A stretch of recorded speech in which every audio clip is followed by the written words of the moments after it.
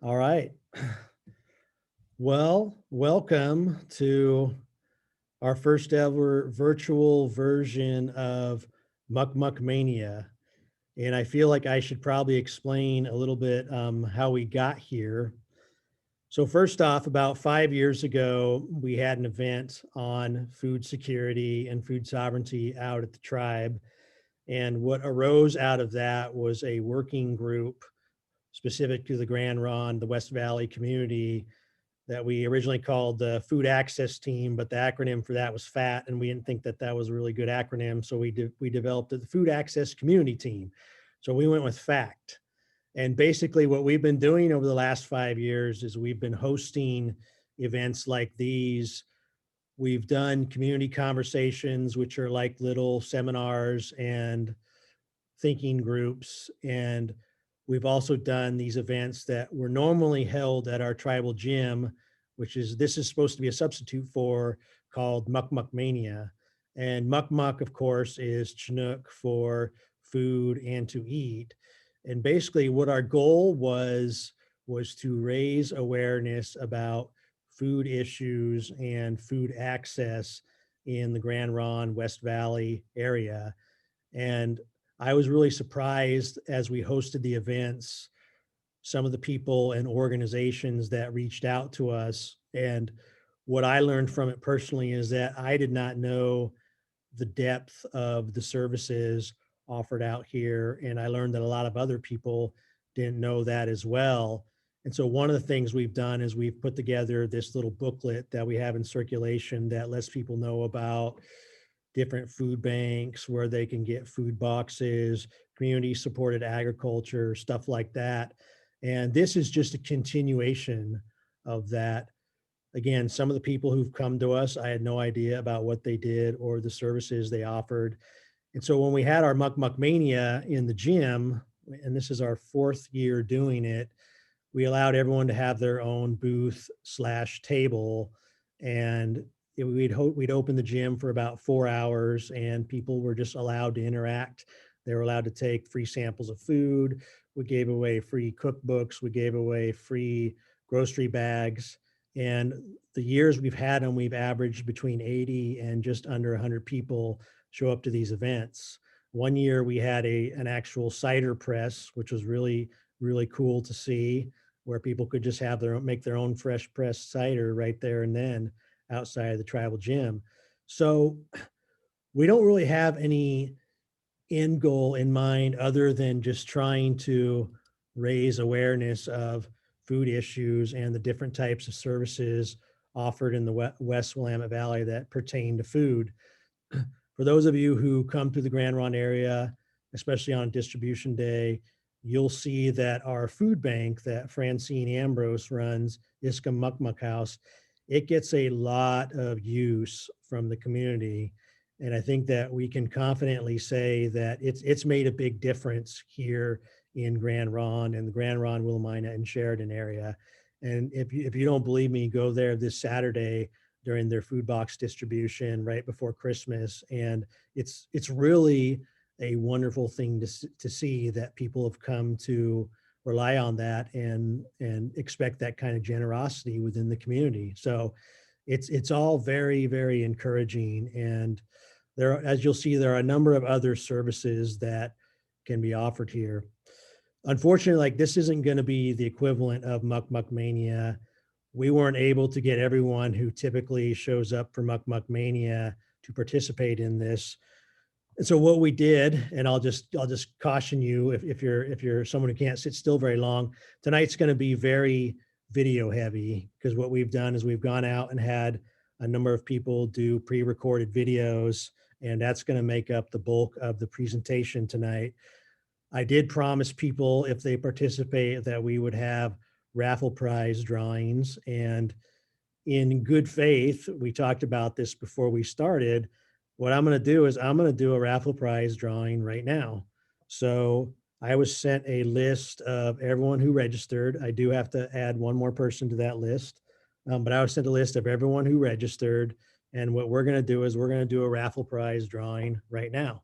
So if you're registered, you should be you should be in this little bowl I have. And I'm going to write Tracy's name down because I know she just logged on and signed up very recently. Does anybody have any comments or questions so far? It doesn't have to be all me talking. No, thank you, Chris. I thought I was signed up and all that. Debbie helped. Well, your daughter signed up, so I would have just, if I were you, I'd have just made her give you whatever prize she won. So you She's can been doing a housing meeting. Okay. Yeah. So you can see behind me, I'm going to go randomly grab one of these gifts.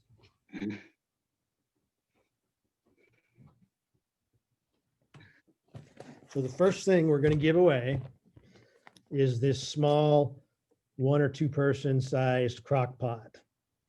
So I used to have one of these, and I don't know why I haven't gotten another one. In fact, I should have just kept this one and not given it up as a prize. But you know what? We're going to give it away anyway. And so the first prize drawing goes to, and just so you know, I'm not cheating. Okay.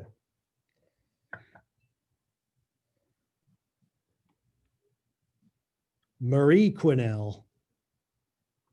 And I saw we just had Ramona Quinnell log on to the meeting. So that.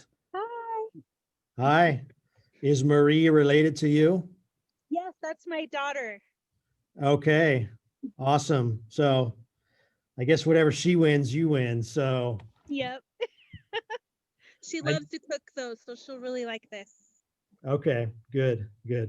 So I guess you know how to find me. I can't hide out here in the community. So I've got your crock pot. Whenever you want, swing by and pick it up. Thank you. No problem. So the first video that we're going to show is, it was started here in the fall or earlier in the summer by a couple of ladies who work here in our Grand Ronde Tribal Youth Prevention Show. And they've been doing this cooking show for most of the year now. They've actually had me on as a guest chef. I don't know, my chef's probably stretching it a bit, but guest food preparer. And they helped me make a video, and they actually used a recipe that we got from the Oregon State website, I think from the Indigenous Working Group, because it involves some local indigenous ingredients like butternut squash and acorn squash. And we deviated from the recipe a little bit, and we added some venison that a local hunter was able to give to me. And it actually turned out really, really good. So this will be the longest video. The other ones will be a bit shorter, but I propose that we start with this one because that's what we have on the agenda. And it's the cooking video for the Grand Ronde Youth Prevention and Empowerment. And they're going to make their Three Sisters stew video. And I was the videographer. It was done with an iPhone. So hopefully your expectations aren't too high about the video quality, but it's good. And I don't, did you want to pull that up, Carly?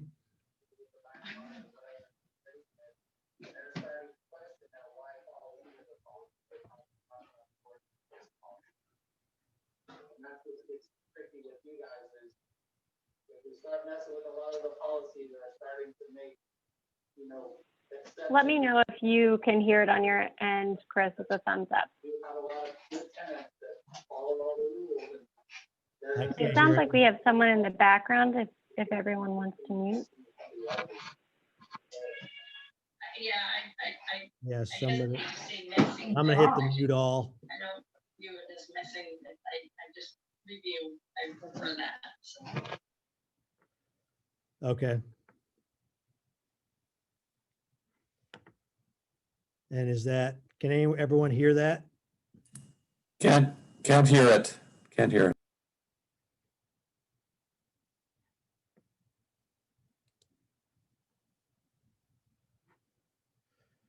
Okay. Chris, I think it's because I switched to phone audio, if you have it up on your end. Okay. Let's see. Sorry, all technical difficulties. Yeah. We did test this out beforehand. So, okay.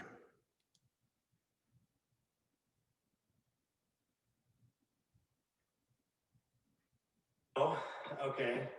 Can you see your face? Because I It's can't. showing, see. it's showing your face. Can folks hear that? Oh. Thanks. I was like, you really want it close? Yes, we can hear it. Okay. Thanks, Yeah. Chris. 5 minutes later. Yeah. You can stop that Okay. one and restart if you want. No, I'll just edit it. Okay. I'll try to edit it anyway. Can you maximize the I screen? guess it's the show's name for you, right? Cooking Yeah, with and Shannon. I just- How come that doesn't say cooking with Amber? It just says Yeah, cooking with yeah. Shannon. I am usually behind the camera. Okay. Yeah, okay, I'm the producer and the filmmaker or whatever it's called and the okay. director. But Shannon had started it in her kitchen when we were still on our at-home remote working. Maximize the screen. Find a way to connect with our families via Facebook Live, and we had tried a few different options, and the most popular one was cooking. And so Shannon would go and get the ingredients and then cook just in her home, in her kitchen, put it on Facebook, and we would all be on there in our own homes live, you know, writing back to people, families as they were commenting on the post. And once we were able to get back into the office, then we started doing the bags, which we take so if we were using the Three Sister stew, what we would do is we would buy all the ingredients for it, separate it out into 15 bags, post a live about that. And then the first 15 families who message us on our personal or on our youth prevention Facebook gets a bag. They come pick up their bag. We do it all social distance, non-contact, all the things while we're wearing our masks. And then they cook along with us. And after they cook, they provide a picture of their meal that they prepared, use our hashtag, which is CTGR Wellness Warriors, and then put it on our Facebook page. So it's really been a huge success. But that's where Cooking with Shannon came from, because it was really Shannon just cooking in her kitchen. Sorry. It's okay. No, that was good. That was good. So how it all started from the very beginning, I thought long and hard when we first got sent home from the tribe because of COVID. I thought long and hard, how could we get our community involved, engaged in what we do. And I thought about it, and I noticed that everybody gathers in the kitchen and cooks together, eats together, and talks and communicates that way. And I know everybody loves the fried bread recipe, and so I was like, and then the stew was everybody's favorite too. And I figured, oh, let's make those and see if we can get people engaged. And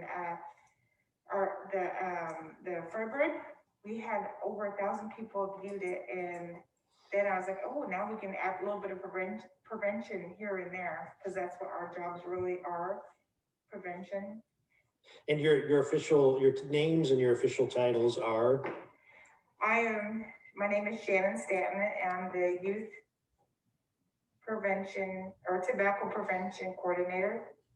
And I'm Amber Versier, and I am the Native Connections Project Coordinator, which Native Connections is a grant through SAMHSA, and it focuses on trauma and suicide prevention among young people ages 10 to 24. All right. So that's what I focus on.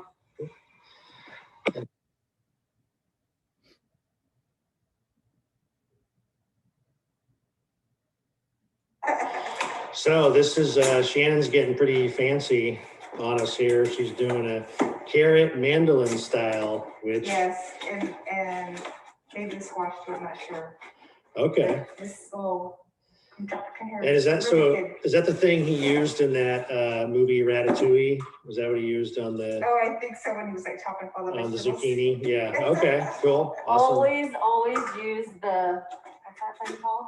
The handle, I don't know what it's called. It's the hand protector, that's what I call it. It works. You have to Yes. use it. Okay. Because otherwise you chop off your finger like. Hey. Has that actually happened yet here? Me? You- I did it. which finger? Where is it? My thumb, it's just finally growing back a little bit now. You can't really see it. They called me a baby, but the whole like chunk, the whole side of it was gone and it Ow, bled that- forever. Is that caught on camera or is that, or did you cut that out? No, I did it before we started the live. Just to- Yes, because we okay. were I told- Too pre-slicing the gruesome, zucchini. yeah. I told her, shake it off, put a Band-Aid Yeah. on it. There was literally, oh, you're still recording. Yeah, I've never actually seen one of these things used up close. Maybe I use this one. I can use this one. This is like a big handy one. So this will make it really thin. Okay. All right, I'm excited to watch this. Just like this. Wow. That thing is really sharp. Yeah, it's really sharp. Then I wanna- Usually there's like a shredder one, but I don't know where it's at, but I'm gonna still chop this up really small. So this is like any other kitchen, stuff just goes missing Yeah, yes. and you don't know where it is. Yes. So Shannon, I noticed when you were prepping the meat, you rinsed it. Do you always rinse your meat before you cook it? Yeah, sometimes game meat I do. 'Cause sometimes there's hair in there Yeah, from the elk or the deer. That makes sense. that is one of the drawbacks of game meat. Yeah, 3 minutes.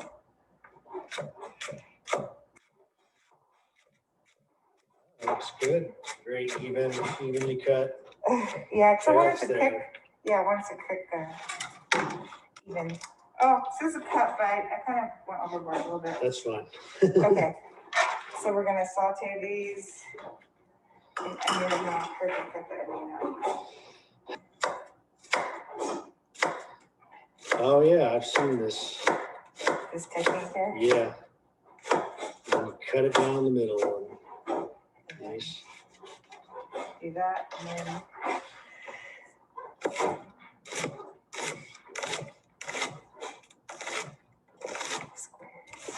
Oh, I can smell that through the Oh, that mask. smells so good. This is strong onion. Yeah, I actually like venison and elk more than I like beef. Do you? Yeah. Oh, I yeah. do like too. elk a lot, actually. I'm just gonna pull a little bit. Get it started.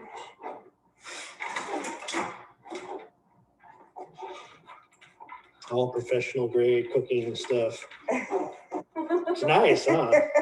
Yeah. All right, so we just had a lengthy discussion about whether to peel the squash or to eat them with the skin, and evidently, the acorn squash, you are okay to eat the skin, but the butternut squash, you might want to remove, you might want to peel it. So that's what Shannon's doing here, and of course we have the two different types of squash. It does smell good also. Onion smell is not as overpowering now. It's better cooked. I like it raw. So, So there's the regular garlic clove that you could use, and if you do use this, if you chop it, put it in there right away so it can marinate and saute with the onions and carrots. Or you can buy the already roasted garlic, and you can just throw that in after that starts cooking. and roasted garlic has a better flavor. huh? Oh, yeah. Yeah, it does. It smells really good. Also, that's what here's the broth. It's when you go real hot. You can use broth that you can buy broth, chicken, vegetable, or beef broth. Or you can also buy this. It's a base, it's a broth base. This is better to use in stews. It's so Okay. good, more flavorful. Good to know. But they're both good. Okay. So, fresh venison. Oh, that smells so good. Yeah, I had to go raid someone else's cupboards for the cumin because I don't use it a lot at home. Uh-huh. I mean, it's pretty strong flavored spice. Oh, is it? I love it. Yeah, I like it too. Hey, what's going on? Kevin Simmons, the world famous Kevin Simmons. Bring her own favorite. Yeah. Oh, that smells very good. Thanks for that, very good. Just for that, oh, maybe some garlic. Oh yeah, see, Chris, the meat's already, some of it's already Brown. getting done, yeah. Yeah, good. And yeah, whenever you're making stews, it's always better to, saute the hardest food first, which is the carrot, and then the onion, and then. And so a meal like this would be pretty good meal for like people out here to learn, because it's a lot of the ingredients are you can get locally, carrots, squash. You get a lot of people who hunt out here, so they'll have deer meat. Some beautiful squash. Yeah. Sliced up And there. then, And who do we?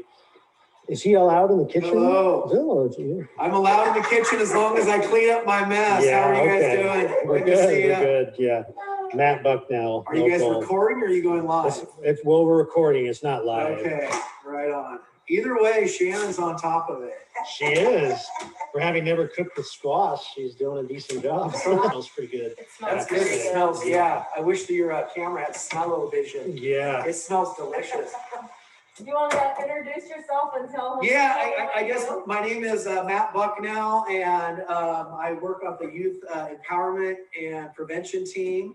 I am technically the pregnancy prevention coordinator.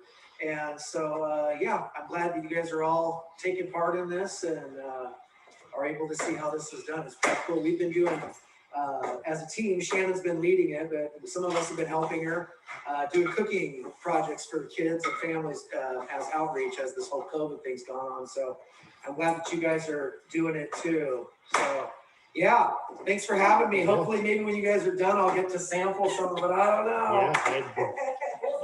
Yeah, right on. Well, happy holidays. I'm gonna get going. It smells delicious. Thanks, Matt. See you tomorrow, Matt. See you later. Okay, so yeah, this is where we get the nice colors. The acorn squash has that really beautiful green shell to it. This is really pretty. I It love the is. colors. But yeah, I think we'll be. Kid stuff. Okay.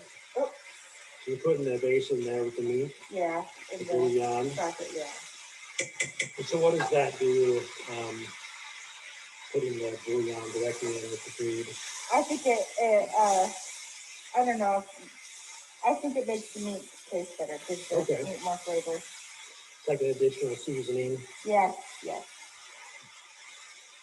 I think it tastes really good with the meat.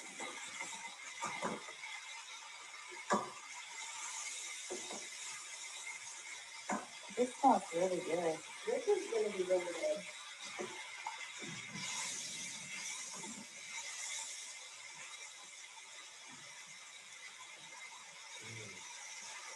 Looking better all the time.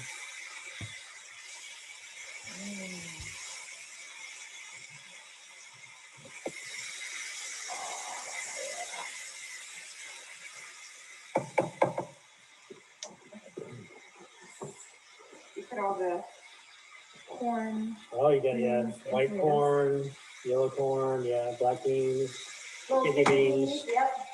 Then we're just gonna steam ourselves. Do you Okay. need me to get the broth ready, or? No, just water, just water. How much water do you need? We'll put enough water in it just to, cover it. Yeah. Polish.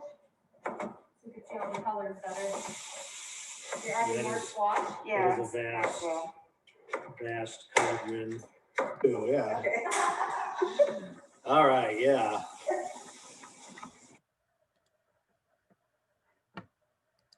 That stew is churning and boiling away, and it smells really good.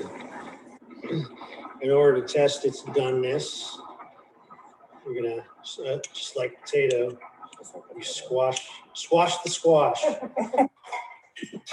wonder how Kirby's squash is, I don't even know. All right, gonna sample this guy. Trying to take a selfie of myself sampling it. Do you want to hold it? Sure. I'll just see if anybody else wants to join in. Okay. All right. African. Oh, the meat is done. Oh, you do gotta blow on it first. Yeah. Ooh. Do you want to try some, boss? Mm. Mm. Oh, I want to That see meat. Chris's reaction first. That meat. Oh, that squash is nice and sweet though. It's called this Three Sisters stew, Mhm. and it has venison and squash in it, and corn and Carrots beans and and- carrots, Yeah, onion and garlic. very good. It smells amazing. Mm. Thumbs up. Can I try some?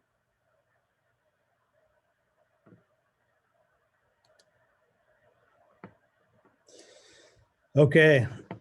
So just for the record, that's my first time ever doing a Zoom meeting and doing a Zoom share. So hope I did all right. Hey, guys.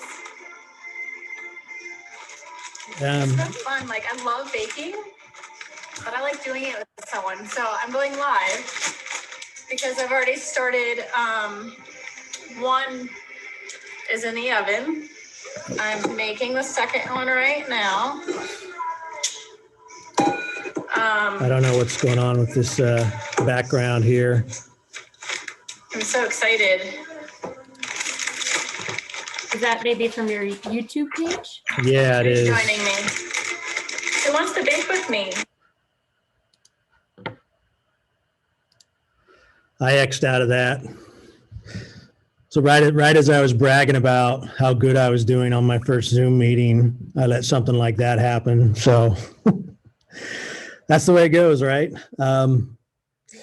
Okay, so we don't actually have Amber and Shannon here to answer any questions, but they did indicate to me that they're more than willing to reach out to people. If anyone wants to know more about their program and know more about their cooking show, they would be happy to help you out. And they're always open to having guests on their cooking show. Just for the record, that was all of us. That was the first time we'd ever tried that Three Sisters stew, and it was really, really good. I have to say, I'm not typically someone who gets super, super energetic about squash, but that was really good. And of course, like I said, I always prefer deer meat and elk meat to beef. So we're actually right on schedule. I've got another video lined up here, but first off, did anybody have any questions at all or comments? No, I didn't have any questions. This is Lorena. I just wanted to say that I found those very, I love the cooking with Shannon. Me and my daughter have been able to get a couple of bags. And so it's been, really been nice to bring us together and do something together and make some yummy food. So I think it's great. And hopefully it continues. And that was perfect because it was using all local seasonal ingredients. Like I edited out of the video, but like the squash was from some local squash farm outside of Salem. And then of course the deer meat, you can't get much more fresher and local than that. So that was like a good example of something that's affordable, healthy, and seasonal. And it kind of goes to the themes of the whole point of the FACT group is emphasizing healthy, local eating, affordable eating as well. So yeah, we were really happy with how that turned out. I see that Tracy Meyer in the chat indicates she had the Three Sisters stew with bear meat, which I would have to try sometime. I'm a little hesitant to eat bear meat or other sort of meat that's from a predator. I don't know why. Maybe I'm being weird, but I would try that. And I got other people in the chat saying that it's yummy. So I think what we're going to do next is I've got several gift cards that we're going to include as part of the raffle. So I'm going to raffle off one of them.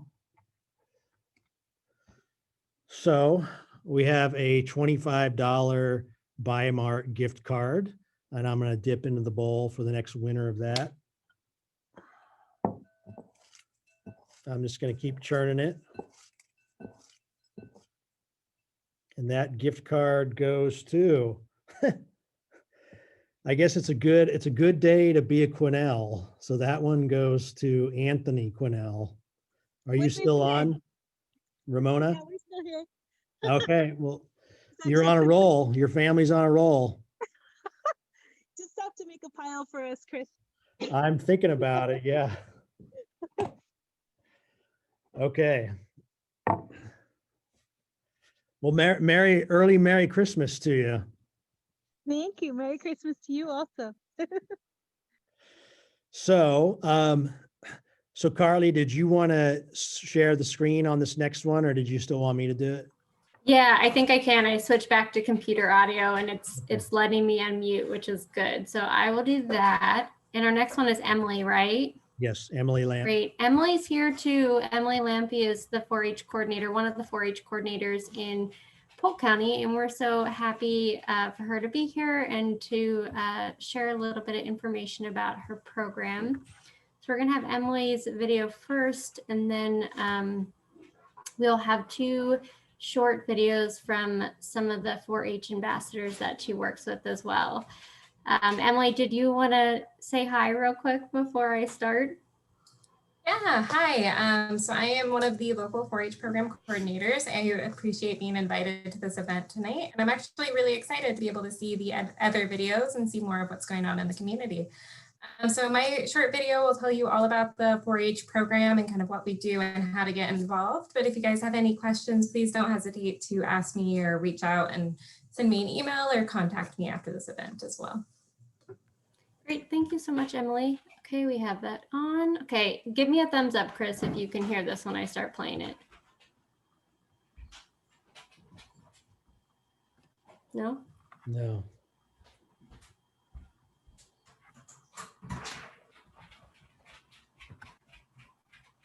Can you hear it now? I cannot.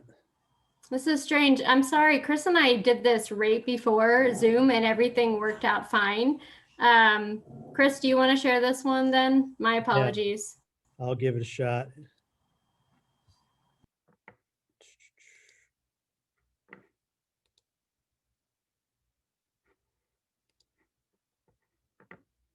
You guys have to let me know if you can hear it as well.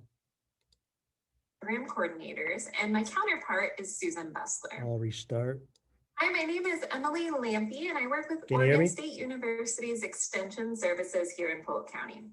I am one of your 2 I can hear local it. 4-H program coordinators, and my counterpart is Susan Bessler. I'm here today to tell you a little bit more about who Polk County 4-H serves, what we do, what's being offered during this time, and how you can get involved. So to start off, Polk County 4-H serves any Polk County youth ages 5 through 18. If you live outside of Polk County, you can still get involved with 4-H. You just need to contact your county's 4-H office. 4-H nationally is the largest out-of-school youth development organization in the country. And 4-H has existed in Oregon for more than 100 years. As you might imagine, with being such a big program, we offer so much, and we truly have an opportunity for everybody. I'll tell you a little bit more about Polk County 4-H and how we operate here. So one of the more traditional methods of joining 4-H is through our club-based programming. So club-based programs are clubs that exist really all throughout our county and throughout the community and focus on specific or several different interest areas. So what happens is you will join a club, which meets once a month. During club meetings, youth are able to pursue areas of interest. Oftentimes, this is through working on a project. Most often, youth will work on that project with a group of like-minded individuals and a well-trained 4-H volunteer throughout the year.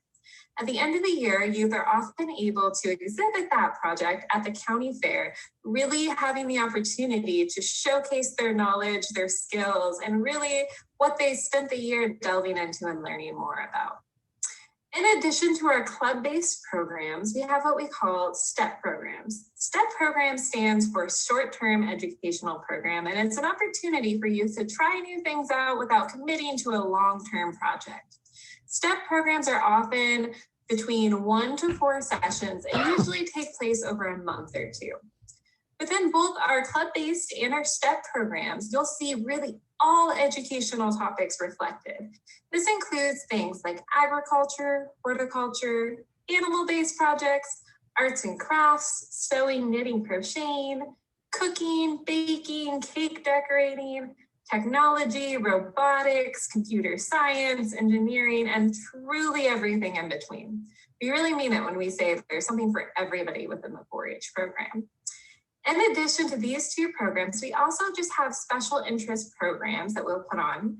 And we also have a wide variety of larger events like summer camps, what we call National 4-H Congress, where youth are able to get involved in leadership. We have a wide variety of statewide events where youth are able to participate in a number of different activities. They're able to go to Oregon State University and stay there for a week.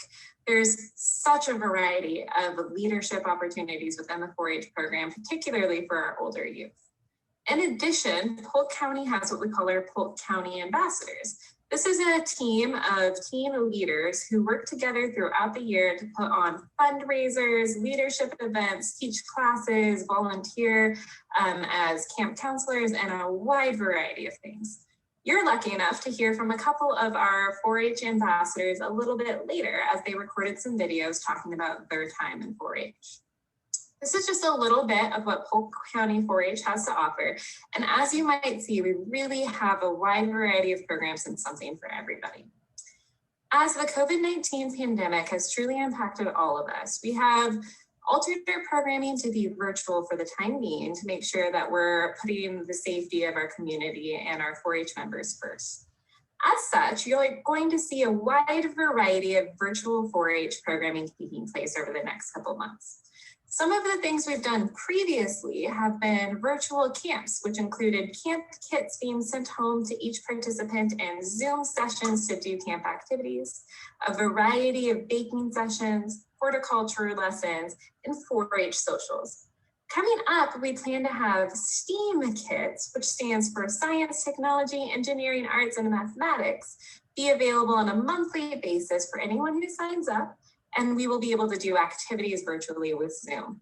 We'll also have more baking classes. We'll have classes for the younger set, or Clover Buds, which is youth within the age range of 5 through 8. And we're going to have a variety of arts, engineering, and technology activities coming up. To find out more about these activities, I highly recommend you contact the Polk County 4-H office and let us know you're interested. You follow our Facebook page where we post every event that's going to be coming up. And you get familiar with our website and check back periodically to see what's new.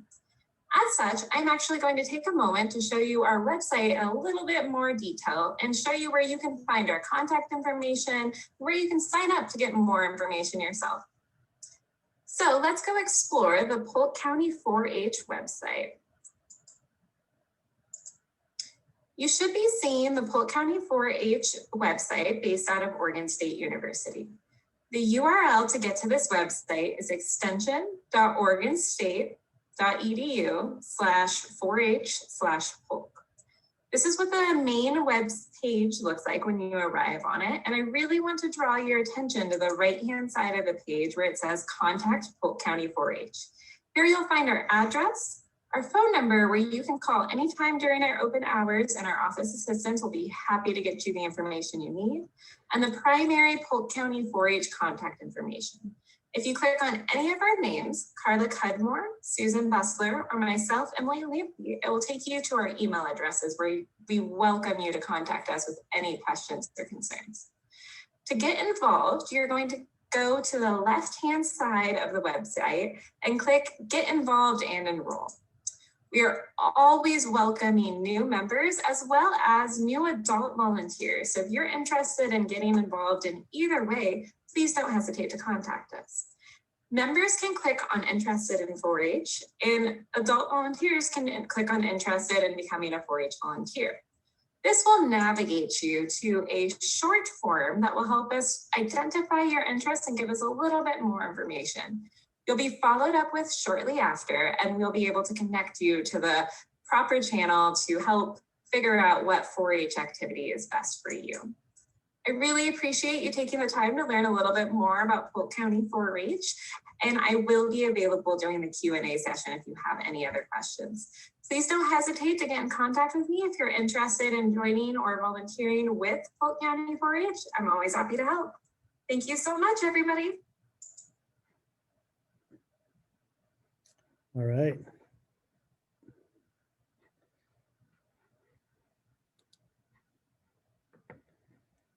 And I'm going to pull up another shorter video.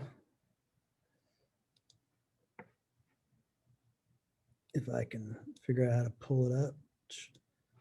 I have one of the 4-H youth ambassadors here.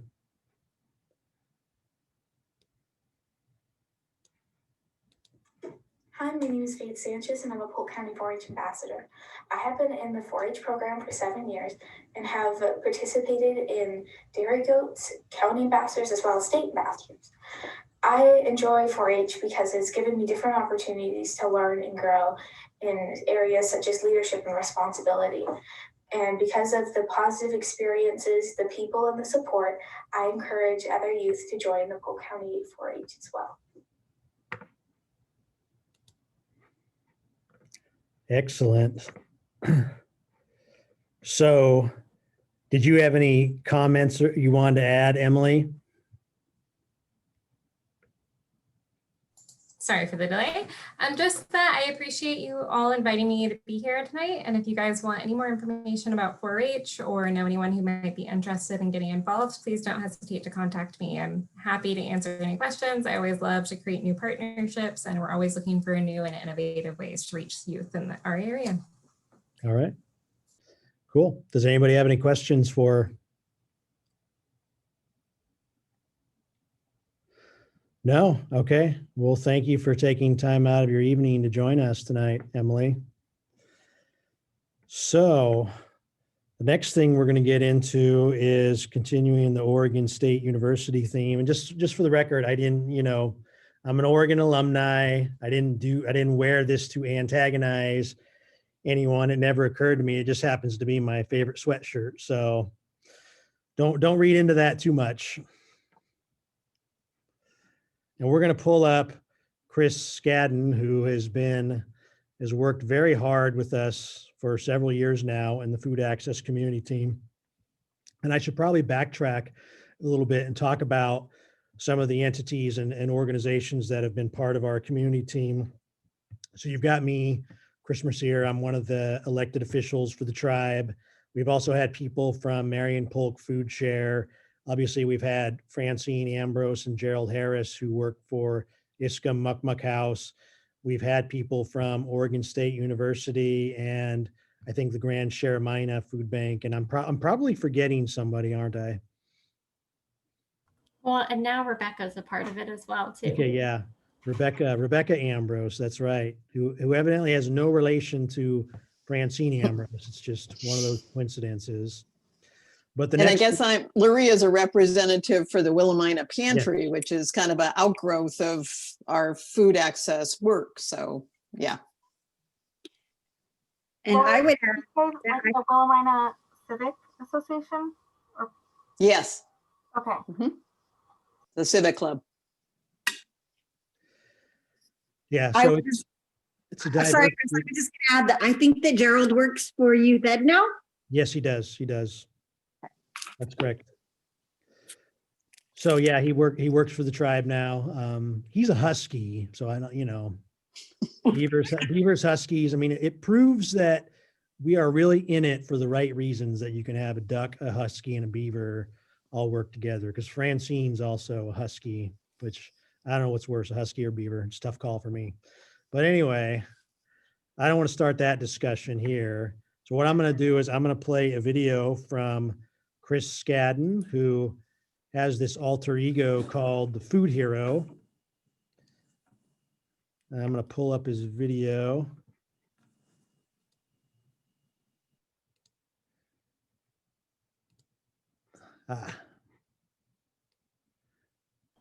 And as you'll see, he's also bilingual. And we're continuing in the fall ingredient theme here, baked apples and squash. And I'm going to let, and before I press play, do you have anything you'd like to add, Chris? I was just going to say, yeah, these, I come to the food banks on a regular basis, monthly basis, and I do demonstrations and samplings of our recipes that come from foodhero.org, which is a website that's sponsored by and developed by Oregon State University Extension Service. Pretty simple, foodhero.org, and all these recipes, the Three Sisters soup or stew and this one are all from that Food Hero site.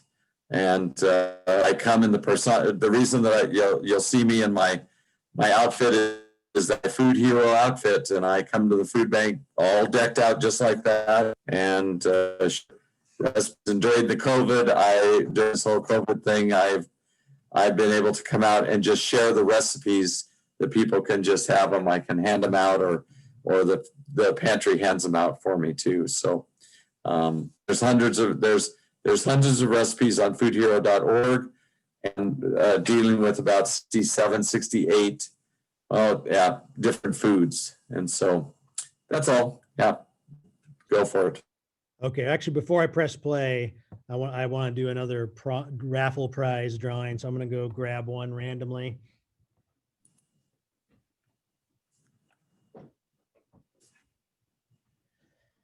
As you can tell, I've got two big ones in the back, an air fryer and a little Cuisinart oven that we're going to do as we get closer to the end. But this one is for those of you who are coffee aficionados, this is a cold brew coffee maker. So I'm going to dip into the bowl here. If it's a Quenelle, I'm probably just going to shut it down for the night, you know. Okay. Sorry, Ramona, but I have to agree too. Lorena. So it's Stephanie Craig. She had registered. I don't think she has joined us tonight, but she's the winner of the coffee cold brew. Or she might have been on earlier, I think. Are you here, Stephanie? Isn't she like your cousin or something? She is. I lost track of who all came on so far, so I'll get that to her. But I'll do another drawing for one of my favorite places, and my coworkers make fun of me for it, but I think it's a great spot. Grocery Outlet, the one in Mac, so McMinnville. So we have a 25. My daughter owns a grocery outlet. Okay. Hey, grocery outlet. I love Grocery Outlet too.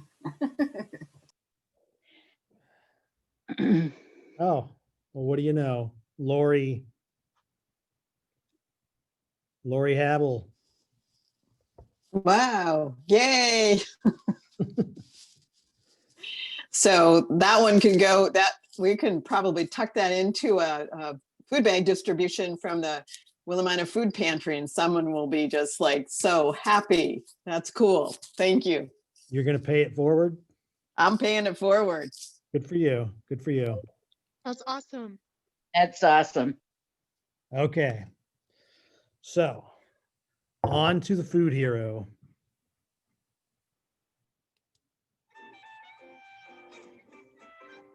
Can you guys hear it okay? It's a little low if you can turn the sound up a little bit. Hi, everyone. My name is Christopher Scadden with Oregon State University Extension Service here in Polk County. Hola a todos. Yo soy Christopher Scadden del Servicio de Extensión de la Universidad de Oregon State. I'm also known as the Food Hero at Mukmuk House in Grand Ronde. También soy el héroe de alimentos en Mukmuk House in Grand Ronde. Today I'm going to present a recipe that is called baked apples and squash. Hoy voy a presentar una receta que se llama manzana y calabaza al horno. As you can see, I'm doing it both in English and in Spanish.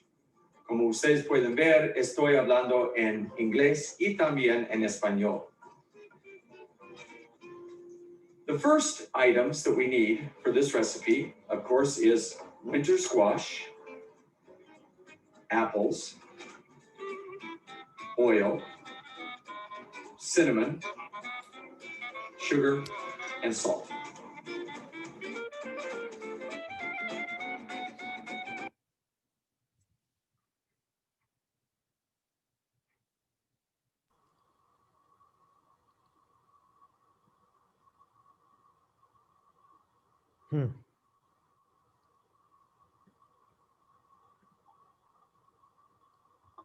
Okay, I'm not sure what happened there.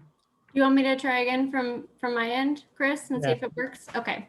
And I can just, I saw It's- the time marker on that. I know Chris just was doing that because, you know, I'm wearing the orange and black. So, you know, that's all. I'm looking for a reason to cut it short. You're right. Okay, let me know. Can you hear that? Yeah. Okay. Estoy hablando en inglés y también en español. There we go. We don't see the video though. Citamos es calabaza de invierno, manzana. Are you screen sharing? Oh my gosh, you guys, my technical difficulties, I swear. My apologies. Don't worry. I do this every day. Okay. Aceite, canela, Let's bring it back a little bit. cinnamon, There we go. sugar, and salt.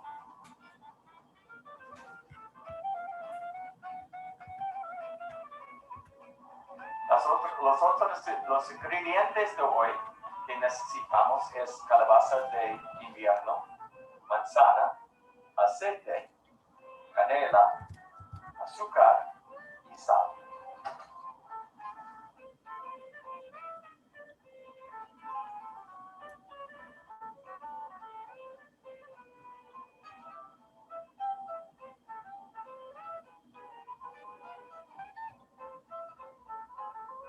Some other things that you're going to need today are a bowl, a nice sharp knife, a peeler, a spoon, measuring spoons, and a cup. Las otras cosas que necesitan hoy día es un recipiente, un cuchillo bien afilado, un pelador, una cuchara, cucharaditas y también una taza para medir. The first thing that we need to do is we need to take our squash and peel it with our peeler. Now, squash is kind of hard to peel. La primera cosa que tenemos que hacer es tomar nuestra calabaza y pelearlo. Es un poquito difícil y va a tomar mucho tiempo. The other thing that we need to do also is once we have our calabaza, our squash cut open, we need to dig out all of the seeds out of the center, and then we need to cut it into little cubes. La próxima cosa que tenemos que hacer es quitar todas las semillas del centro de la calabaza y cortarlo en cubos. I've already done that with this group right here. And this is about 2 cups, which is what we need. 2 cups of winter squash. Yo he cortado la calabaza antes del video y tengo aquí 2 tazas de calabaza cortada en cubos. The other thing we need to do then is take our apple. We need to peel it also. La próxima cosa es tomar la manzana y después pelearlo y cortarlo en cubos también. We have to cut that apple into cubes also. And I've already done that here. And this is 2 cups right here. The next thing that we need to do is mix all the other ingredients. So the idea here is to, la otra cosa que tenemos que hacer es mezclar los otros ingredientes. So first we take our oil. We need 1 tablespoon of oil. Vamos a poner el aceite. Necesitamos 1 cucharada de aceite.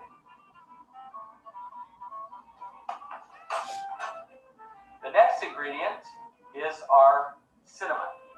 El próximo ingrediente es canela. This one we need approximately half a teaspoon of canela. La próxima cosa es canela. Necesitamos una media cucharadita de canela. So I'm going to just put that right in here right now. Got my half a teaspoon. Mix that in there like that and throw that in there too. All right. The next ingredient is the sugar. El próximo ingrediente es azúcar. We need 1 tablespoon of sugar. You can use less if you want. La próxima es el azúcar y necesitamos 1 cucharada de azúcar. Puede usar menos si quiere. Our next ingredient is salt. El próximo ingrediente es sal. We need half a teaspoon of salt. De sal necesitamos una media cucharadita de sal.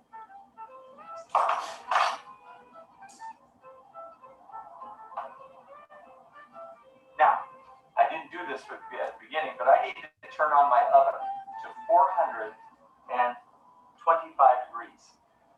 Yo tengo que prender el horno a 40 y 25 grados. So while I'm mixing, I can let that heat up. Mientras estoy mezclando los ingredientes, el horno puede calentar. All right, I think we have everything ready to go. I'm going to take the calabaza. I'm going to put it into this bowl. I'm going to put the calabaza. Yo voy a poner la calabaza de invierno aquí en el recipiente. I'm going to put my apples in there too. Well, remember, it's 2 cups of each. So there's 2 cups of apple. Voy a poner la manzana, otra vez, 2 tazas de manzana en mi recipiente. Now I'm going to take my spoon and I'm going to swish that around. Voy a mezclar la calabaza y la manzana bien.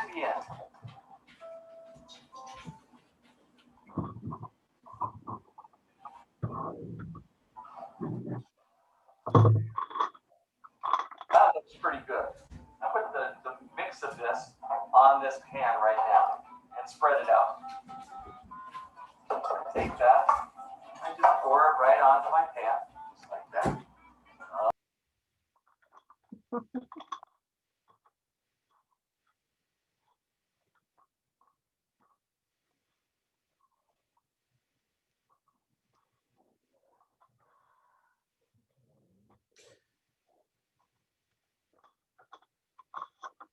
Anybody else go quiet? Yo voy a moverlo alrededor de aquí y allá, so that it has a chance to cook evenly. Para que cocinar bien. Well,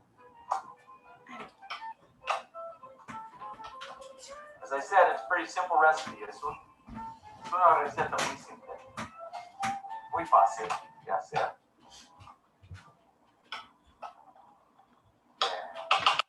There.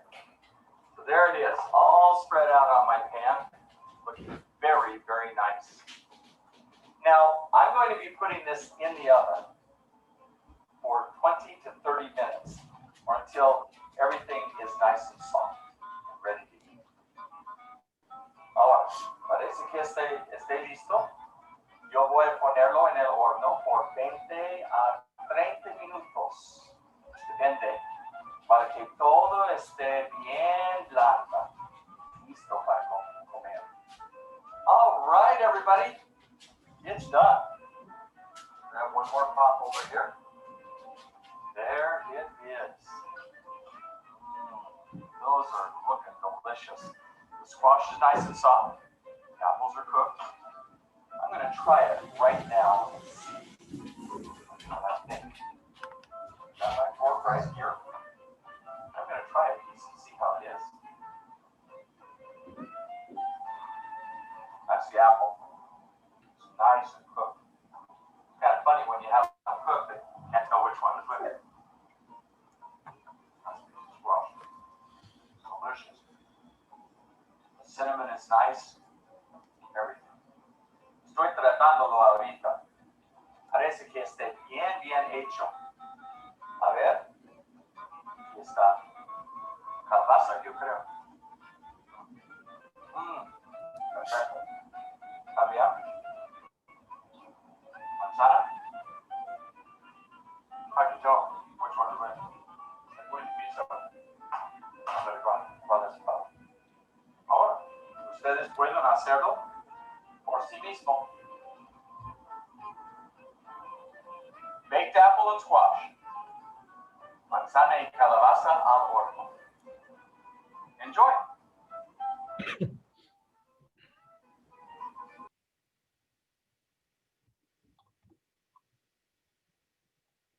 Okay, that was it. Sorry for the brief interruption there. I was trying to mute myself because we were having some background noise, but we got it back up on board. So that was Chris. That was the baked apple and squash recipe from Food Hero. I'm Carly Christophic, everybody. I don't know if I mentioned it. I also work with Chris at OSU Extension and am really grateful to be part of the FACT team as well. I've been on the team for, I think, 2.5 years or so, and I work in the nutrition education program. So our contact information was there, and we can send it out afterwards probably too. If anybody is interested in learning more, we'd be happy to talk with you. And that's about it. All right. If I just throw out a couple of things too, my other involvement with the Grand Ronde has been teaching some nutrition classes during the summer, during the Veggie RX program. Come out and do the tastings, and then so taught some nutrition classes. They have a beautiful kitchen that is perfect for demonstrations and that kind of thing. So that's kind of the work that we've been doing out there in Grand Ronde. I also did a couple of some summer, not this past summer because we couldn't do it, for 2019 at the youth center for the kids, the youth that were there during the. Been a real privilege. Work has been for years now that I've been out working there and being a part of the FACT and just being a part of the community, and I'm really appreciative. So thanks so much. And I do wear that cape. That is a cape that I wear, and I do wear the cape. So just so you know, it wasn't just for the. So Chris, how did you learn to speak Spanish? Or wait. ¿Cómo aprendiste a hablar español? Well, I went on a mission for the Church of Jesus Christ of Latter-day Saints to Peru many years ago. Spanish down in Peru, and since then I have always I've kept up my Spanish. I even was teaching Spanish, first year Spanish, at Chemeketa for several years. So, so I've been able to use that Spanish and keep it up. Well, you speak it pretty well, better than I do. I know that. I also want to mention about Christopher that he does SNAP application assistance, because I think it's very helpful to refer families, especially because I know some of our families out here don't have internet access or transportation. So it's a good resource. Thanks for Yeah, mentioning that, Rebecca. Yeah, thanks, Rebecca. That is true. I've been assigned by Oregon State to help with SNAP applications if there's difficulties or whatever. I kind of have an inside track into DHS where I can a contact that I can kind of expedite some things if needed. So if anybody needs that help, please contact me. The contact information was in the video earlier, and we can get that out to anybody if they reach out. Francine knows how to get a hold of me. Francine Ambrose. Rebecca knows how to get a hold of me there too. So, all right, thanks. Thank you so much. Thank you. All right, so we're gonna transition into some gardening for our next couple videos. I see that Neil Bell is still on, and we're gonna pull up his Master Gardener video. But before that, I think I'm gonna do a couple more drawings just to add to the sense of drama in the evening. So I don't know if I should wait till the end to do one of the big ones or just do the gift cards. I think I'll do another gift card here. So $25 Buy Mart gift card.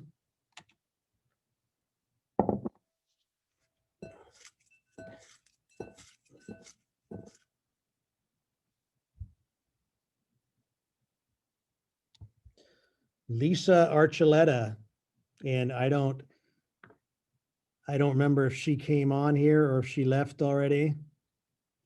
Lisa Archuleta, she wins that, and that's actually really well earned because Lisa does the food box distributions up at our Portland office.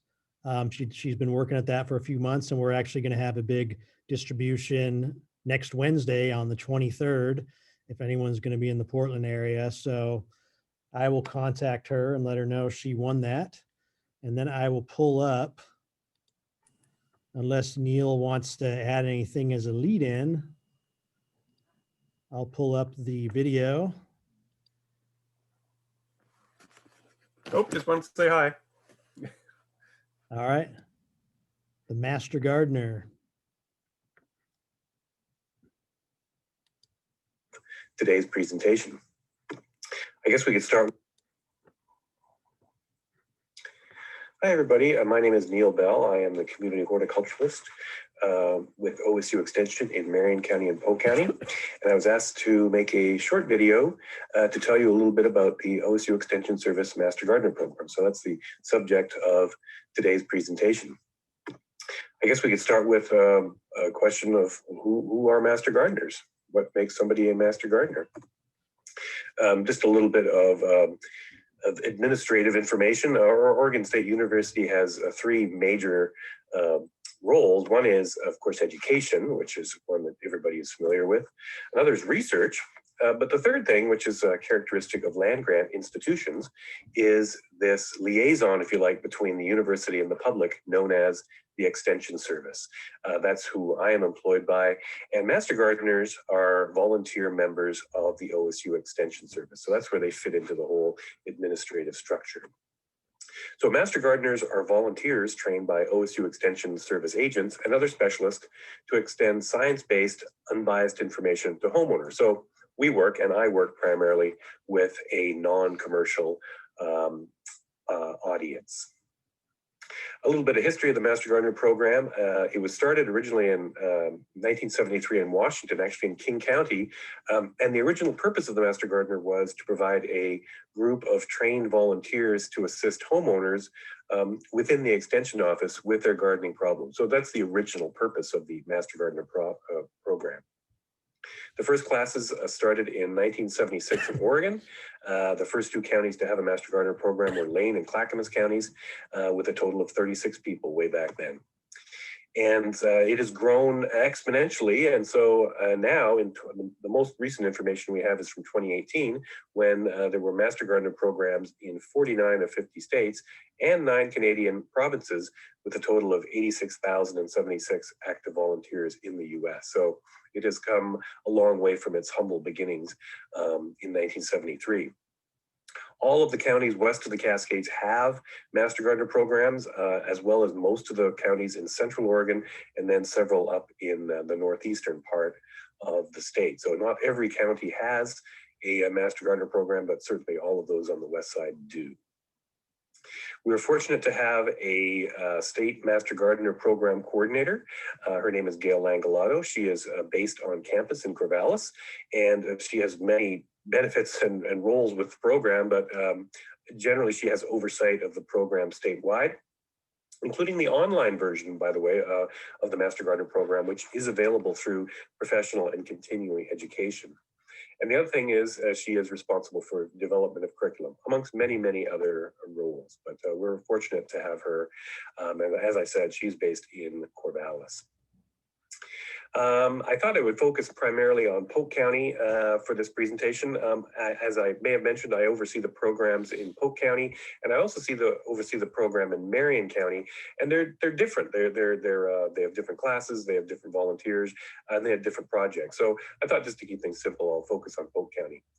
This is our office in Dallas on East Ellendale. We are fortunate to have a terrific office staff. Our county leader is Alicia Atha, and our front office staff are Carla Cudmore and Rachel Brandon. So all of them are critical to what we do. Rachel works both with the Master Gardener program, assisting with administration of the Master Gardener program, as well as 4-H. So she's divided between those two programs primarily. And then there's myself. And as I mentioned, my title is Community Horticulturalist. I work for both Marion County and Polk County. And amongst those roles, specifically with the Master Gardener program, I do help organize part of the training and then do some of the instruction. And that's me here in the green shirt doing a class a couple of years ago. So that's sort of the oversight, if you like, of the program, or overview of the program. So you might be wondering, how do you become a Master Gardener? You must do essentially two major things. One is complete the 11-week training program. It's 11 weeks here in Polk County. And then, as I mentioned, Master Gardeners are volunteers. So how that volunteer service is done is on a variety of projects within the community here in Polk County. So the classes begin in January. As I mentioned, they're 11 weeks long. So we generally begin the second week of January, and those extend each Wednesday until March. And so the classes are held, or have been held, at the Trinity Lutheran Church in their expansive foyer in Dallas. And the classes are held from 9 to noon, and then from 1 to 4. So there's generally 2 topics per day. And the topics are all over the board, starting with soils and botany as sort of basic topics, and extending through vegetable gardening, tree fruit, small fruit, and then also including issues like entomology, plant pathology, and then plant problem diagnosis, because as I mentioned, that's one of the main roles that Master Gardeners fill, is assisting homeowners with problem diagnosis in their gardens. So the classes end in March. Prior to that, even before the classes end, the class members are welcome to start volunteering on some of the projects. So that, of course, is the second half of the Master Gardener program, which is volunteering on various projects that the Master Gardeners have undertaken. The original one that started the whole Master Gardener program back in 1973 still goes on. We still have a plant clinic in the office. People are welcome to walk in with plant samples, phone with inquiries, or of course, increasingly commonly, they can email their inquiries, oftentimes including imagery of the plant problem itself, which is very helpful.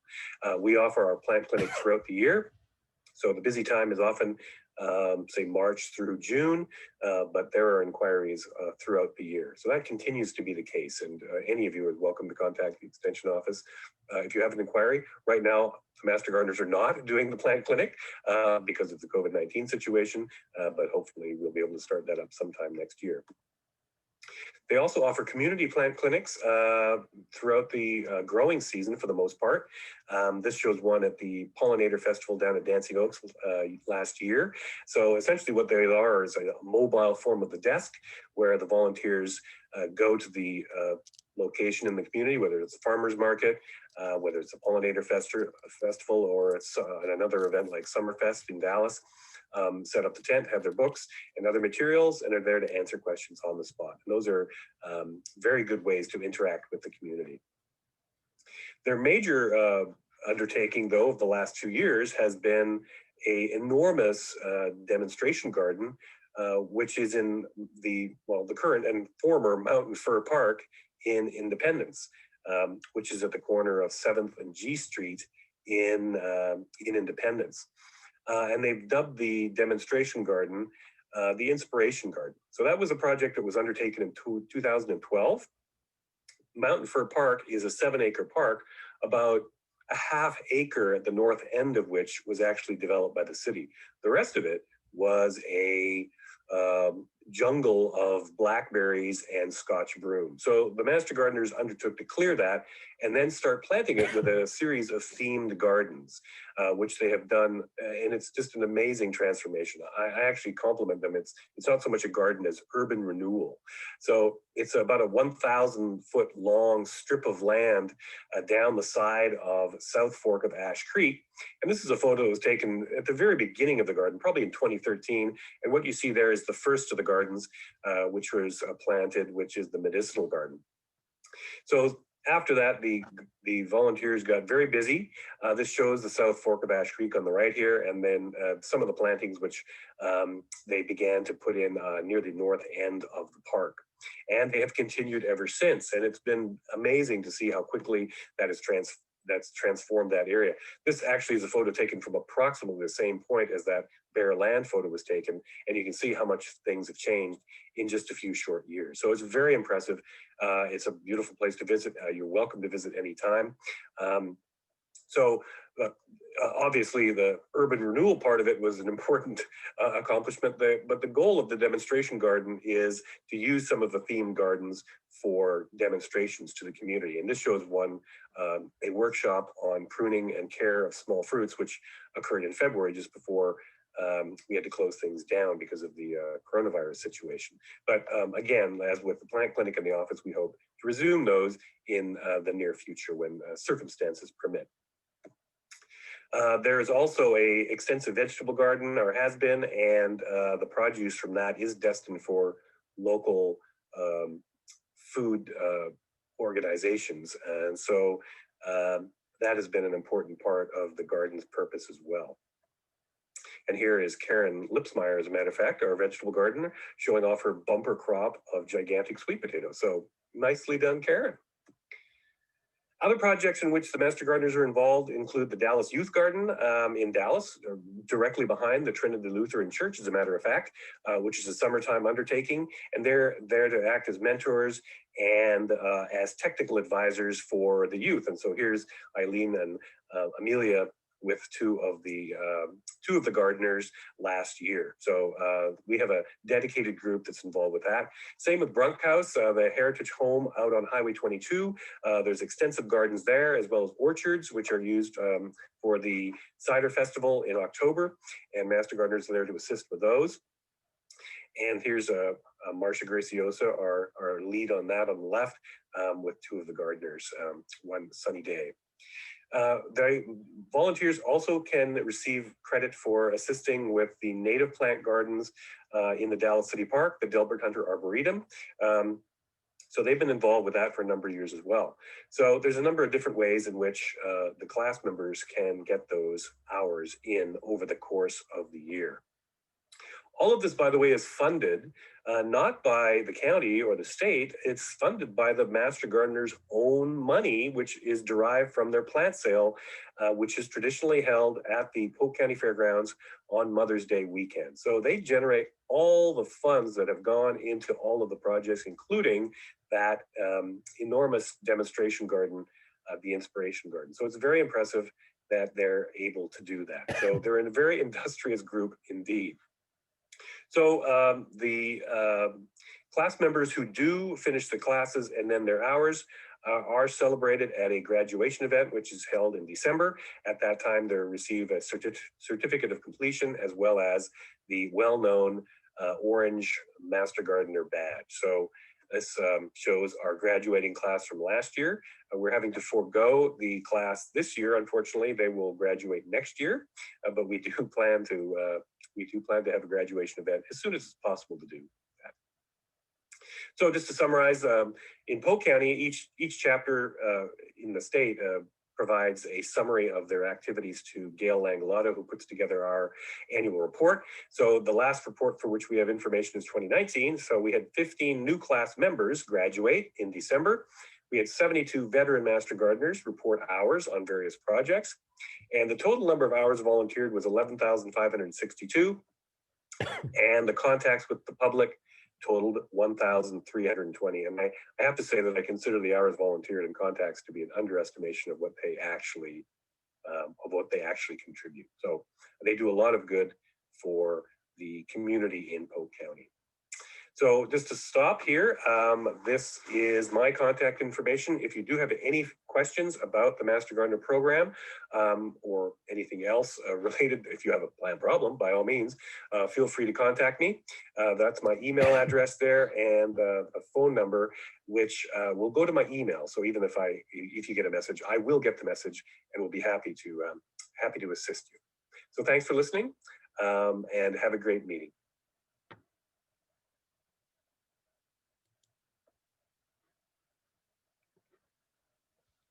Wow, that was very informative, Neil.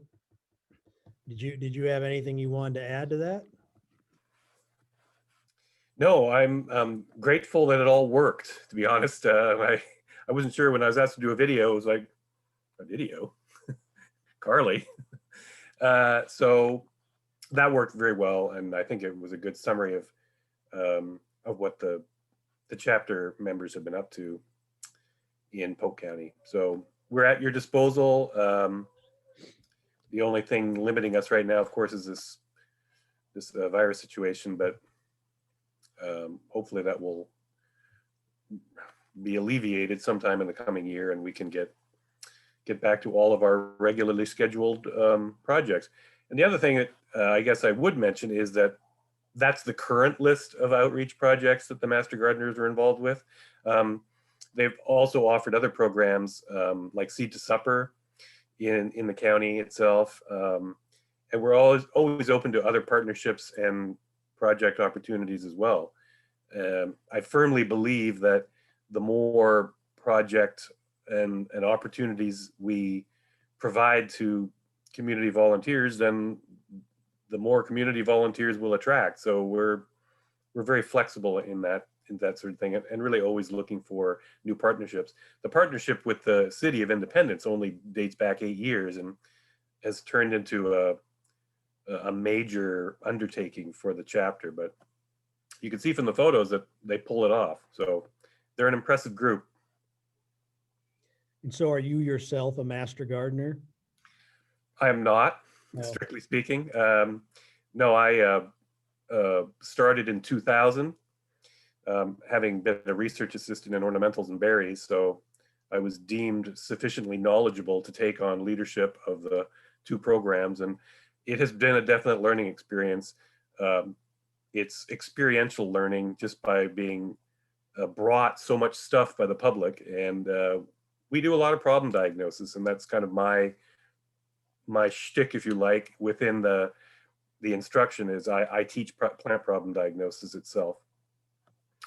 By having learned just over the course of 20 years from having been exposed to so many different crops and problems. So no day is like any other in an extension office, as I'm sure Carly or Christopher or Emily could tell you. Neil, it looks like we have some comments in the chat. One from Debbie, and she says, "Some lovely gardens, thanks for sharing." And she'd like to see more food growing everywhere. And then it looks like Angie's interested in the online program. I don't know if there's a link to that somewhere that she could access. So the online program will be offered as a non-volunteer option in 2021. So I checked with Gail Langolato on that. She's the one that administers the online program. And so if you're looking for information on that, if you go to OSU professional and continuing education, then you'll find that is one of the options through PACE, as it's known. So anyway, yes, it will be offered. And if you're unable to attend during the day, which we completely understand, then that's a good option. And ultimately, when, you know, volunteering is possible again, they offer both a volunteer option in which you are paired with the county that you are living in. So even if you're unable to do the classes because they're a little bit more scheduled, the actual volunteer hours are a lot easier because there's so many different options and there's so many different times. And again, we work with people. If you really want to do this, then we find ways to make it happen. We want as many volunteers to succeed as possible, in other words. And we benefit from, the more and more diverse volunteers we have, the better our program is too. So we like to be flexible. That's awesome. Thanks, Neil. I have a question. Do you do like food preservation classes, and do you have an annual schedule for that? Do we do, I'm sorry, I didn't catch which kind of classes? Like food preservation classes or other classes? Do you have like an annual schedule? I think Carly can handle that one. So I'm not part of the Master Food Preserver program. We did have a person in that position who a number of you may be familiar with. Her name was Tanya Johnson, and she moved to a different position last year. And we had an interim coordinator, but that position ended at the end of October. So the position for Master Food Preservers in Marion, Polk, Yamhill County is currently vacant, and we're unsure of when it's going to be filled, but I do have links to a number of different statewide resources, and I believe they may be offering some online Master Food Preserver training programs this year through potentially other counties. So I can send you more information, Rebecca, or we can share it out with the group after the call. Probably worth pointing out too that in addition to us, who provided a little bit of detail on our programs, we now have a new outreach program coordinator for the Small Farms program, who literally started this month. Her name is Haley White. And so she would be another resource who, of course, worked with a just slightly different clientele. I mean, in a way, she would be working with a commercial version of my clientele. So her responsibilities are specifically to work with small farms in Polk County and Marion County. I'm more interested in coordinating nutrition education for the preschool. That would be us. So we can chat afterwards. I'll connect with you, Rebecca. Thank you. Sure. Excellent. Well, thank you for taking time out of your evening, Neil, to be with us. And that's an interesting program. I know almost nothing about gardening. I usually kill most plants that I have. So, but it's good to see people taking an interest in that. I was going to ask a really nerdy question, like do the students have to call the professors master? No, that is strictly forbidden. Okay. One last thing is you don't have to do the Master Gardener program. One thing that I think Extension has done a pretty good job of is there's a great publications website too. So, I mean, you'll find a lot of answers to problems or a lot of questions on how to grow stuff just from existing materials on the Extension publications website. So a key thing I always tell people is whatever you do, don't Google OSU Extension publications because you'll end up in Ohio and you don't want their stuff. Oregon State University Extension publications, lots of good stuff there. So even if one of us isn't available, 24/7, they're online. Yeah, I forgot about how Ohio State calls themselves the OSU. So yeah, it's disgraceful. Yeah, what do you do? Okay, so we have one more video, unless anyone has any more comments or questions for Neil. But I think I'm going to start winnowing down our last few raffle prizes. So I'm going to do one of the big ones, I think. Now don't forget our food hero bags too. We got going there. Right.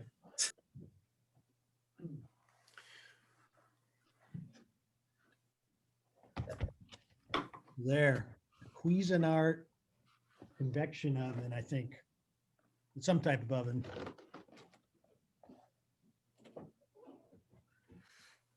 And that goes to fewer names in there. Okay.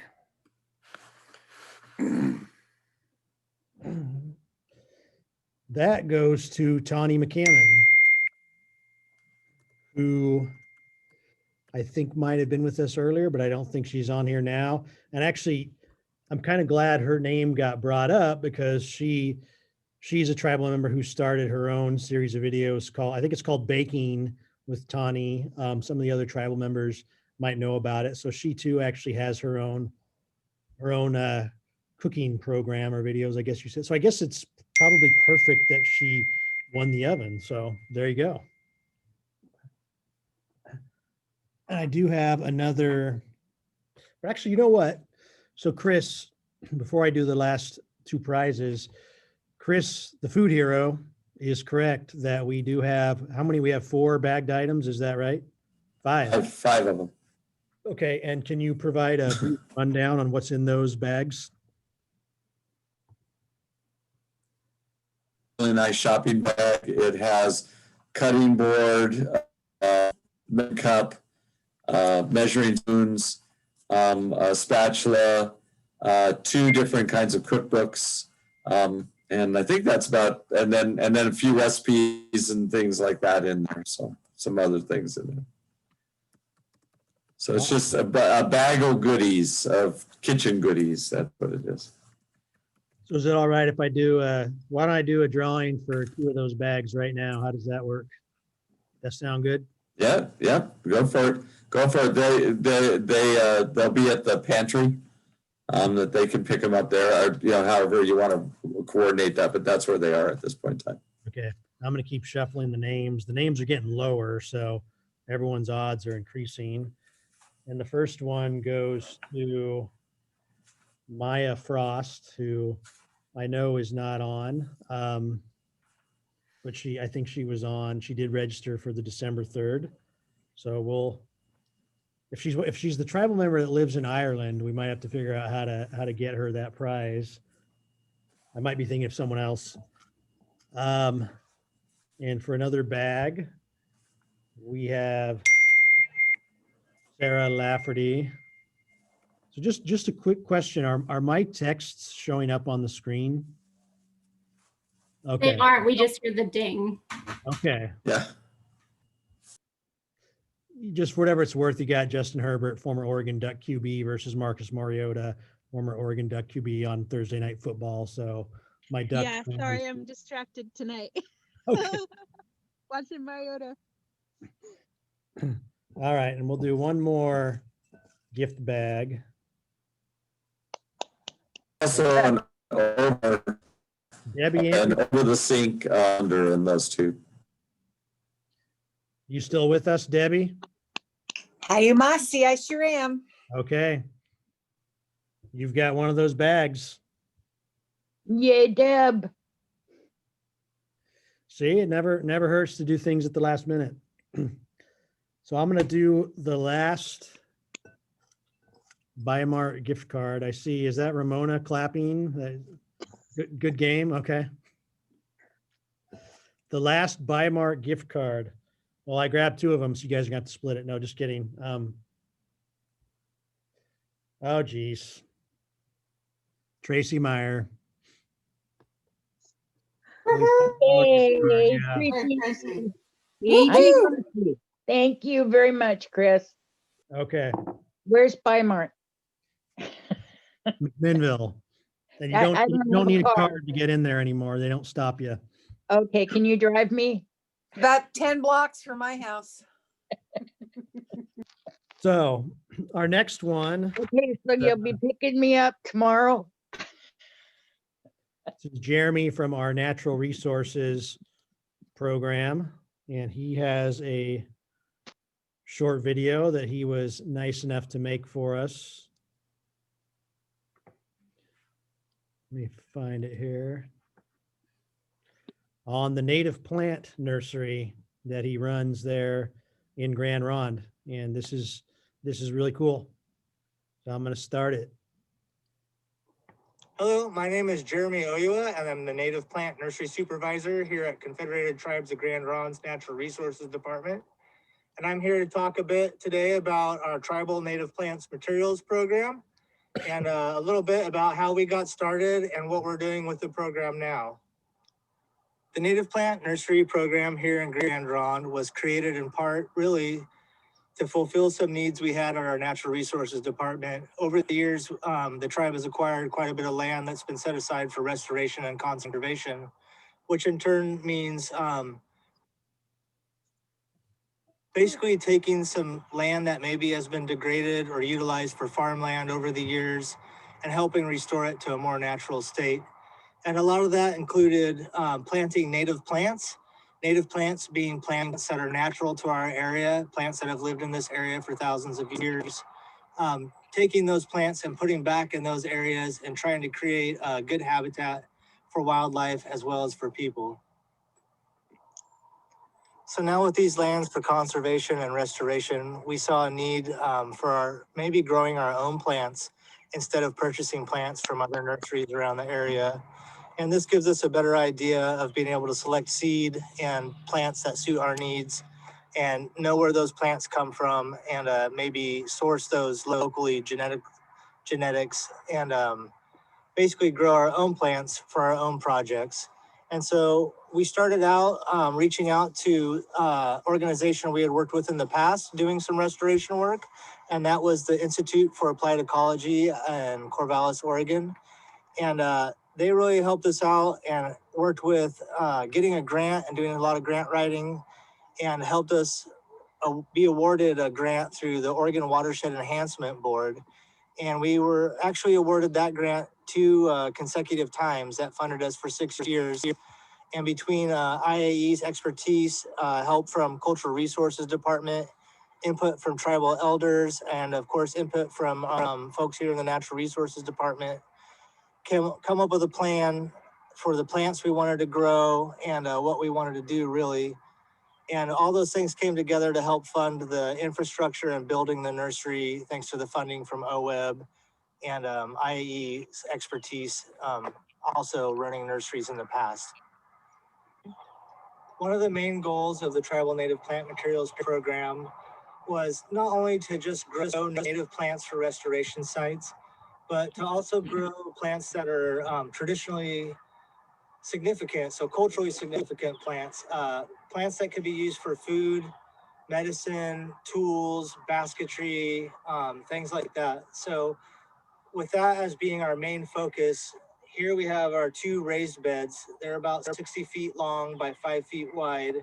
And this is where we're growing most of our traditional foods. These would be foods that are culturally significant and traditional to the Willamette Valley of Oregon. So this whole bed here is large camas.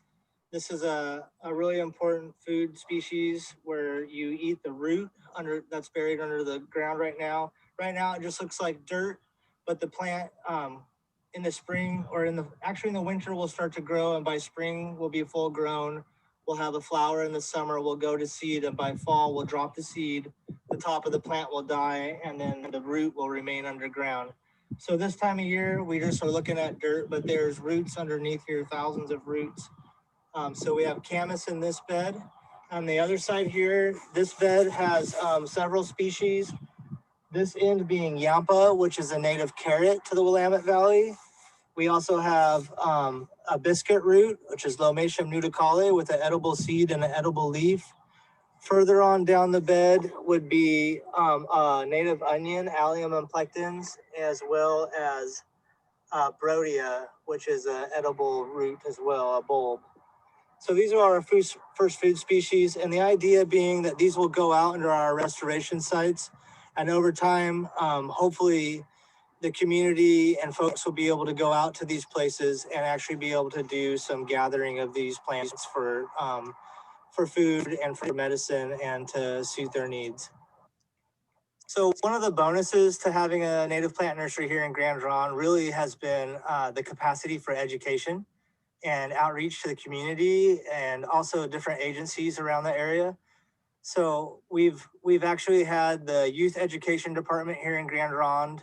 I'd say, I think preschool through 5th grade come through for quite a few years and learn about camas especially. So they come through the camas bed and they see the camas in flower, and we talk about what it is and how it's a first food and how it's important. Then they'll come back and see the camas when it's gone to seed, and maybe we'll collect seeds and we'll go back on the nature trail here behind the NRD, and we'll plant seeds in a demonstration bed area that we're growing out there, as well as have the students come back in the fall and actually use little camas digging sticks and dig up camas bulbs that we'll use in some of the restoration sites or for different projects. So between that and then just giving tours to different agencies and different organizations and just kind of showcasing some of these first food plants, talking about them, getting that familiarity to the folks with some of these plants has just been a really good thing, as well as sometimes just community members come up and maybe they're interested in a particular thing like traditional tea. So we're growing yerba buena over here, which is a traditional tea.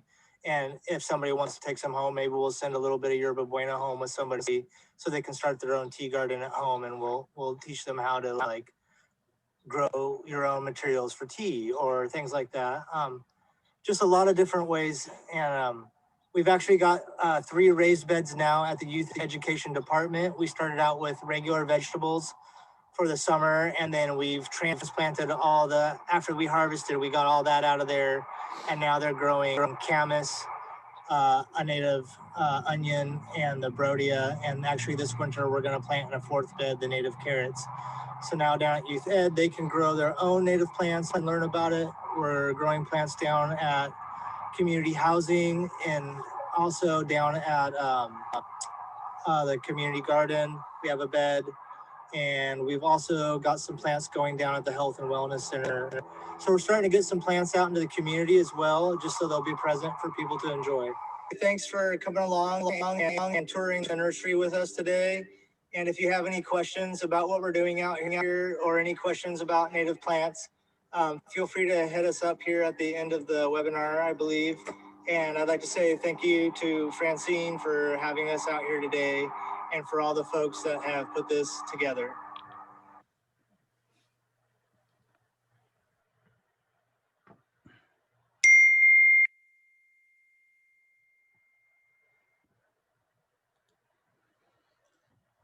Well, that's really cool.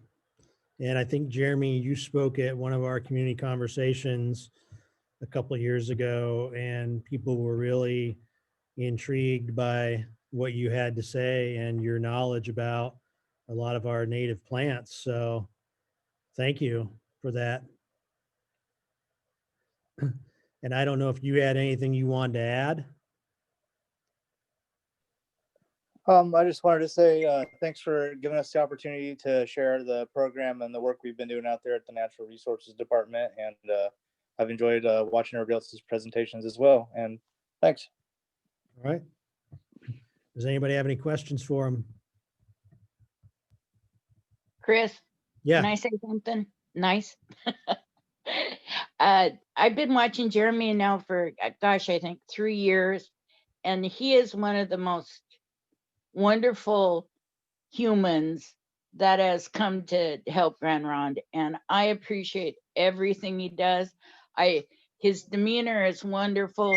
His spirit to help is beautiful, and I'm just really grateful he's in our community.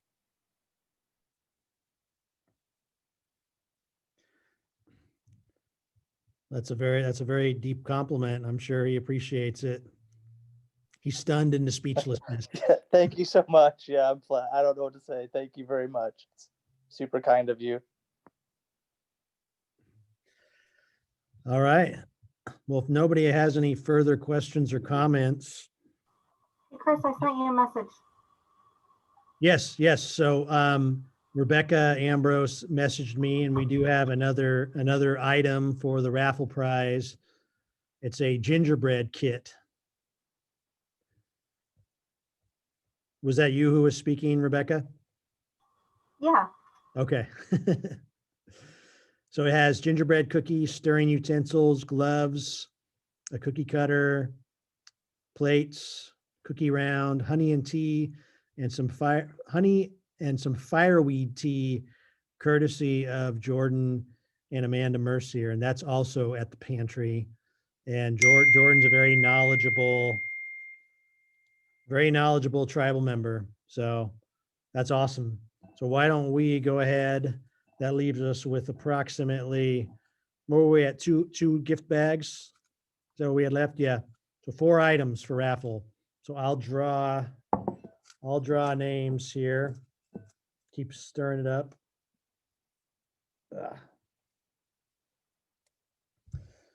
Tim Gonzalez, are you still on?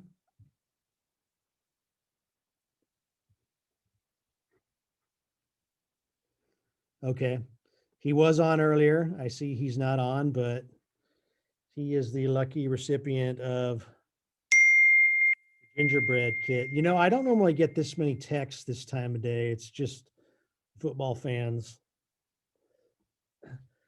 Okay, I'm gonna do 3 more drawings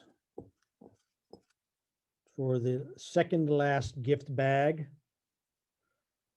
Lorena Rivera, are you still on? I'm here. Okay. So you won one of the gift bags with the cookbook and the cutting board, and that's at ISCOM.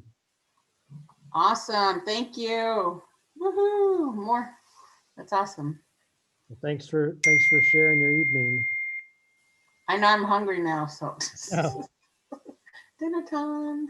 okay, so last gift bag is going to go to, we haven't had a Quinnell in a while, so let's see. Robin Hensler. I think she was on earlier. I'm not seeing her, but she wins one of the gift bags. I'm going to make a note of that. And our last prize, which I'll just show it off.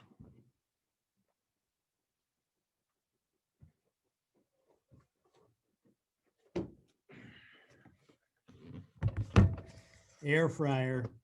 I know at least one person signed up for this just because they wanted to enter the chance for this raffle. So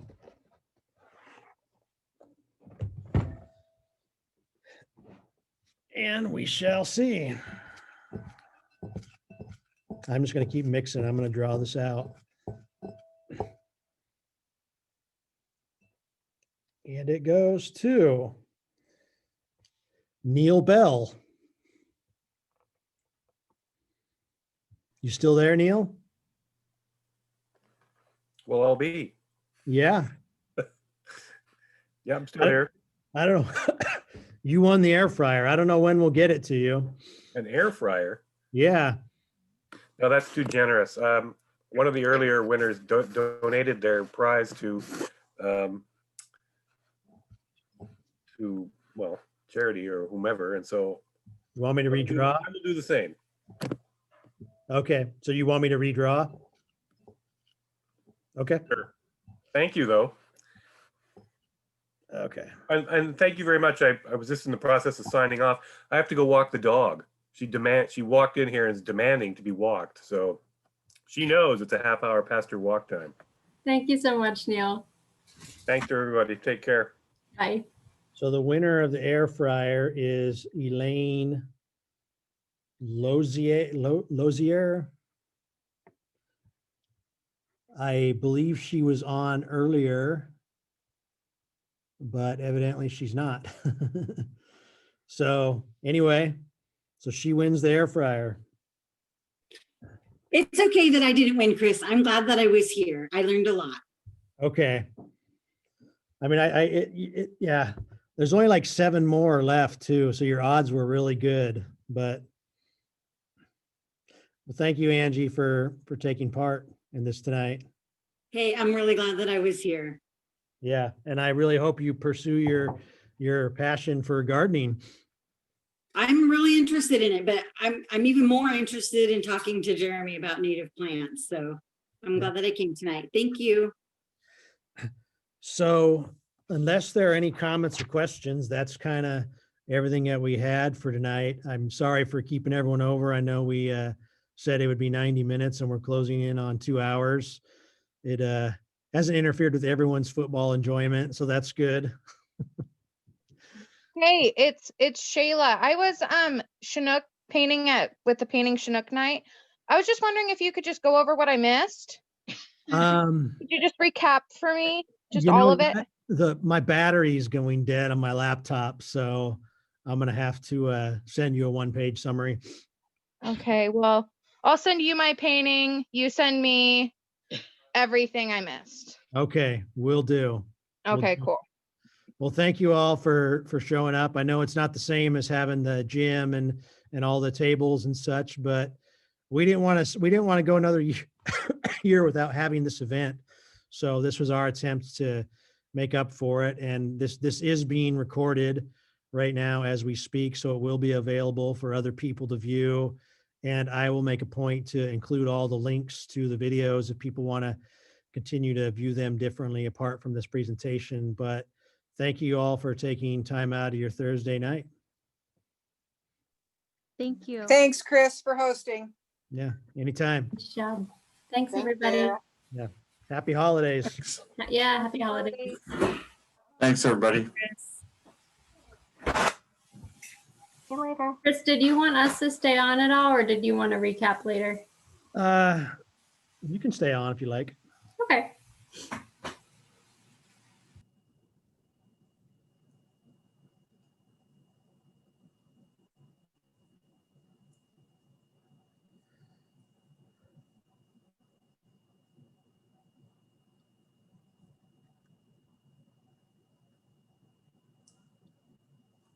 So you still there, Tracy?